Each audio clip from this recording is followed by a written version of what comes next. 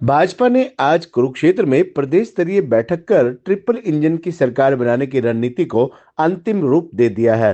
बैठक में मुख्यमंत्री नायब सिंह सैनी, प्रदेश अध्यक्ष पंडित मोहनलाल बड़ोली ने मंत्रियों, विधायकों और निकाय चुनाव के मेयर, चेयरमैन उम्मीदवार, भाजपा जिला अध्यक्षों, जिला प्रभारियों व प्रदेश पदाधिकारियों के साथ विस्तृत चर्चा की। मुख्यमंत्री और प्रदेश अध्यक्ष के साथ मंच पर मंत्री कृष्णलाल पवार, मंत्री कृष्ण बेदी, मंत्री महिपाल डांडा, मंत्री श्याम सिंह राणा, पूर्व सांसद संजय भाटिया सहित जिला अध्यक्ष आदि मौजूद रहे। बैठक में मुख्यमंत्री नायब सिंह सैनी ने निकाय चुनाव को लोकसभा और विधानसभा चुनाव की तर्ज पर लड़ने की बात कही। वहीं उन्होंने स्थानीय मुद्दों पर निकाय चुनाव लड़ने की बात बैठक में रखी। इस बैठक में यह भी तय हुआ कि पार्टी स्थानीय स्तर पर जनता से जुड़े मुद्दे को अपने प्रचार के दौरान जनता के बीच लेकर जाएगी और डबल इंजन की सरकार की योजनाओं का पंफलेट के जरिए प्रचार किया जाएगा, ताकि सरकार के विकास कार्यों के दम पर ट्रिपल इंजन की सरकार बनाई जा सके।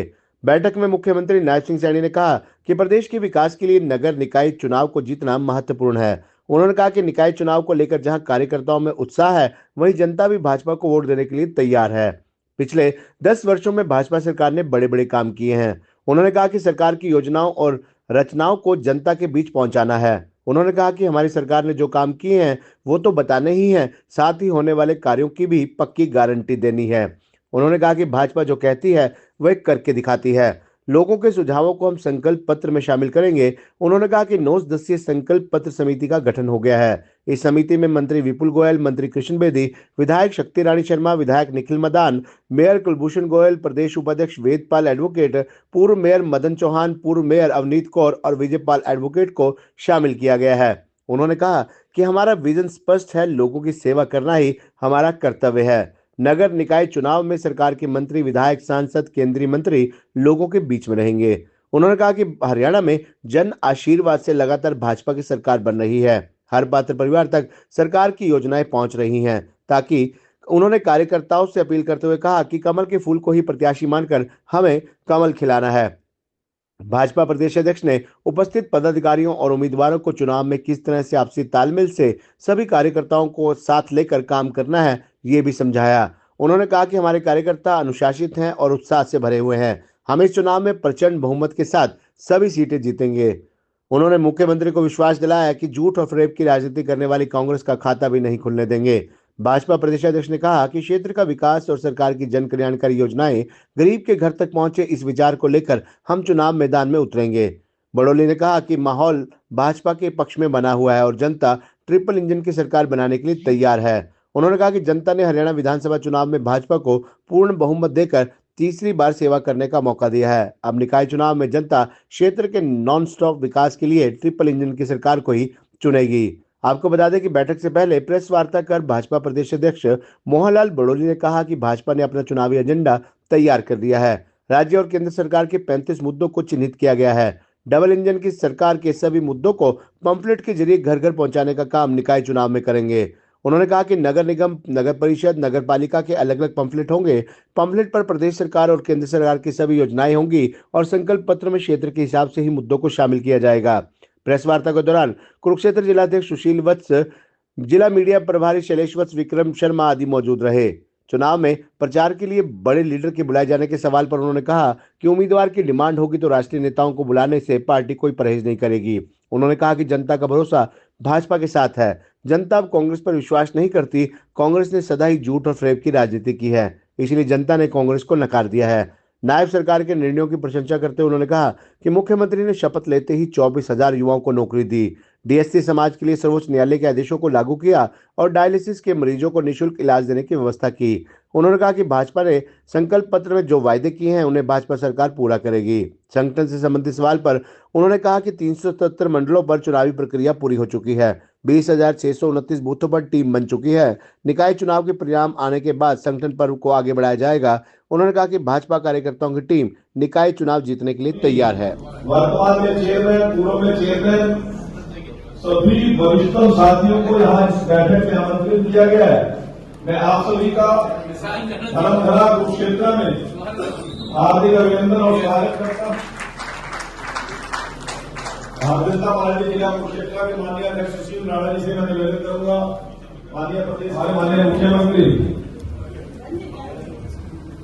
नायब सिंह सैनी जी पहुंचे हैं, मैं स्थानीय सदस्यों से निवेदन करूंगा कि माननीय मुख्यमंत्री जी का पुष्प देकर उनका ये स्थानीय निकाय का चुनाव है और अभी हमारे जिलाध्यक्ष सुशील राणा जी ने पूरा विषय बताया भी है और मैं भी आप सभी का इस स्थानीय निकाय चुनाव को लेके कुरुक्षेत्र से आज सभी उम्मीदवारों की हमारी नॉमिनेशन होने के बाद और इस चुनाव की पहली बैठक आज कुरुक्षेत्र से हम शुरुआत कर रहे हैं। इस बैठक में सभी पत्रकार साथियों का भी स्वागत अभिनंदन करता हूं और लोकतंत्र को मजबूत करने में प्रेस की बहुत बड़ी भूमिका रहती है और प्रेस के माध्यम से बहुत सारी जानकारियां तुरंत जनता के बीच में भी जाती है और लोकतंत्र के मजबूत करने में आप सबकी बहुत बड़ी भूमिका है और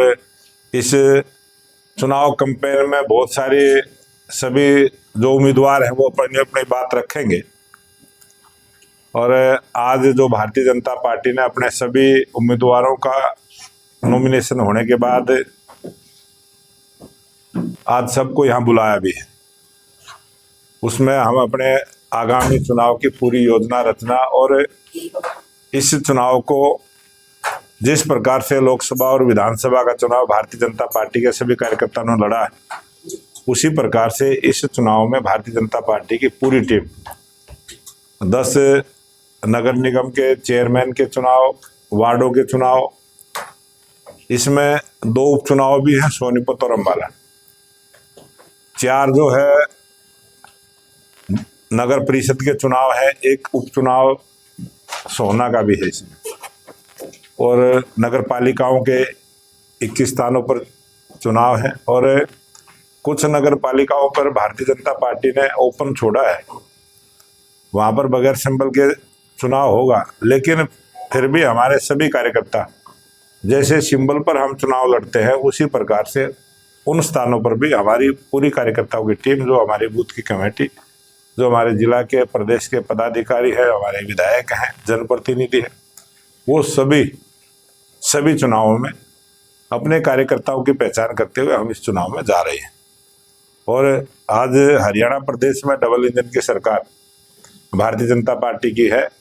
इस निकाय चुनाव के बाद ट्रिपल इंजन की सरकार हरियाणा प्रदेश में बने और तेज गति के साथ विकास के काम हो, जन कल्याण की योजनाएं सीधी गरीब के घर तक पहुंचे, इस प्रकार के विचार को लेके हम जनता के बीच में जाने वाले हैं। और आज भारतीय जनता पार्टी के पक्ष में एक वातावरण बना है और लोगों ने मन बनाया है कि आने वाली सरकार जिस प्रकार से आज डबल इंजन की सरकार है, ट्रिपल इंजन की सरकार होगी तो और तेज गति के साथ विकास के काम होंगे। और आज एक ही वातावरण बना है कि नॉन स्टॉप हरियाणा, जिस प्रकार से विधानसभा चुनाव में स्पष्ट बहुमत की सरकार बनी है, उसी प्रकार से नगर निकाय के चुनाव में भी नॉन स्टॉप हरियाणा आगे बढ़े और ट्रिपल इंजन की सरकार हरियाणा प्रदेश में बने, इस प्रकार का आज वातावरण बना है।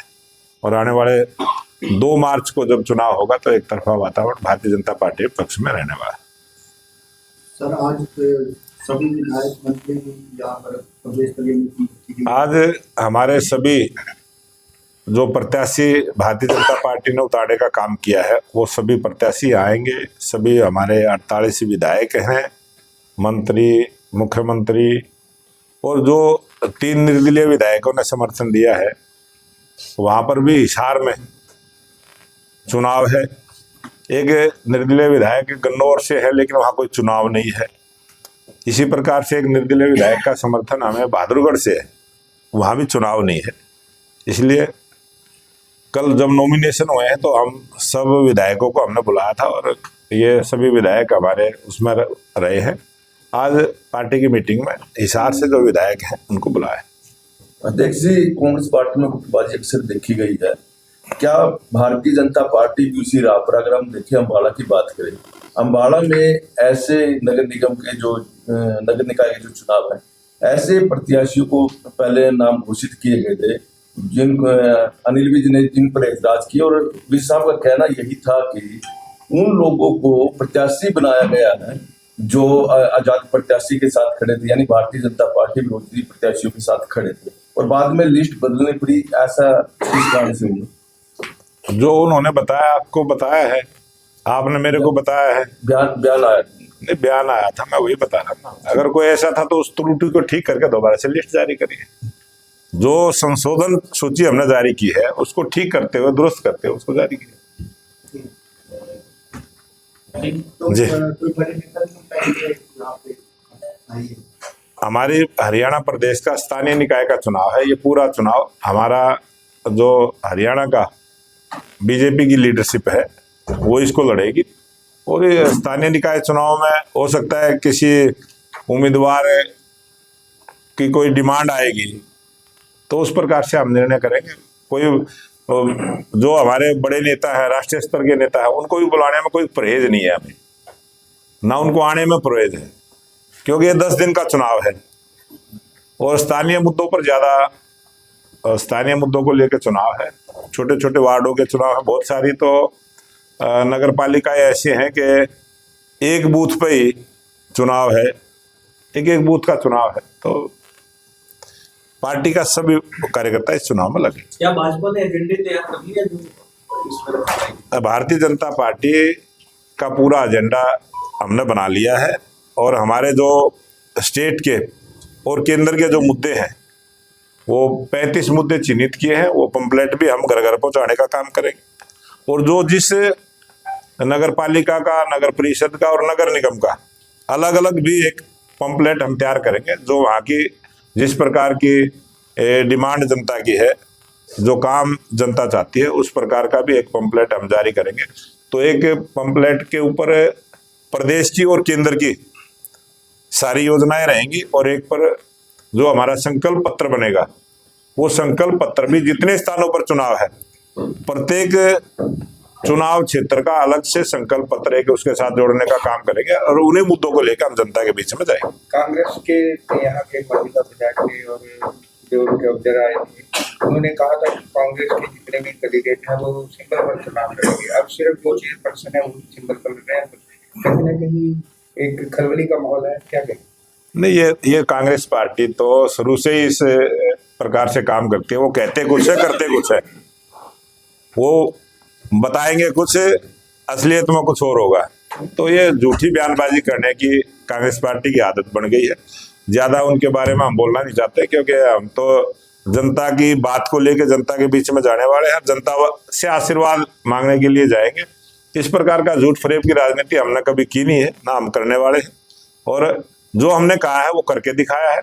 जो आगे भी जनता के बीच में जो बात रखेंगे उस संकल्प को हम पूरा करेंगे। और पिछले हमारे विधानसभा का संकल्प पत्र आपने देखा है, जिस प्रकार से जो संकल्प पत्र में बात की थी, जब जैसे ही सरकार ने शपथ ली थी तुरंत 24,000 से ज्यादा बच्चों को रोजगार देने का काम किया था। हमने अपने संकल्प पत्र में कहा था, चाहे डायलिसिस की और जो इलाज की सुविधा मुफ्त देने की बात थी, मंत्रिमंडल की पहली बैठक में ही हमने लागू करने का काम किया।